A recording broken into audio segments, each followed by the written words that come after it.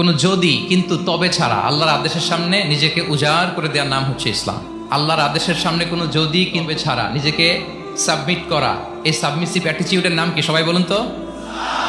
তাহলে আপনি pick and choose করতে পারবেন না যে এটা আমার ভাল লাগে, এটা আমার সাথে যায়, সো আমি এটা নিলাম, এটা আমার সাথে যায় না, সো এটা থেকে আমি দূরে থাকলাম, তাইলে এটা ইসলামিক লাইফস্টাইল হলো না। এই কনসেপ্টটা কি ক্লিয়ার সবার কাছে? এটা একটা total package, it's a total project, it's a holistic programme. আপনি আপনার সুবিধা মতো এখানে কাটছাট করতে পারবেন না, নিলে পুরোটাই নিতে হবে। তো আমরা অনেকে আবার কাটছাট করি নিজের মন মতো। তাদেরকে উদ্দেশ্য করে আল্লাহ তাআলা বলছেন, আফাতুমিনুনা বিবাদিল কিতাবি ওয়া তাকফুরুনা বিবাদ। তোমরা কি আল্লাহর কিতাবের কিছু অংশ মানো আর কিছু অংশ তোমরা অস্বীকার করো? এটা তোমাদের পলিসি, জেনে রেখো। ওয়ার্নিং দিচ্ছেন যে তোমাদের পলিসি যদি এইটা হয়, তাহলে এই দুনিয়াতে আছে তোমাদের জন্য লাঞ্ছনা, আর আখিরাতে তোমাদেরকে শাস্তির মুখোমুখি হতে হবে। তাহলে কাটছাট করার সুযোগ নেই।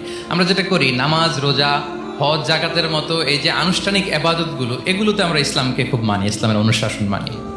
কিন্তু আমাদের ব্যক্তি জীবন, পারিবারিক জীবন, সামাজিক জীবন, আমার ডিলিংসগুলো, আমার ট্রেড, আমার বিজনেস, আমার ব্যবসা, আমার বিয়ে শাদী, আমার বিহেভিয়ার, এগুলোকে অনেক সময় আমরা ইসলামের অনুশাসন অনুযায়ী মানতে চাই না।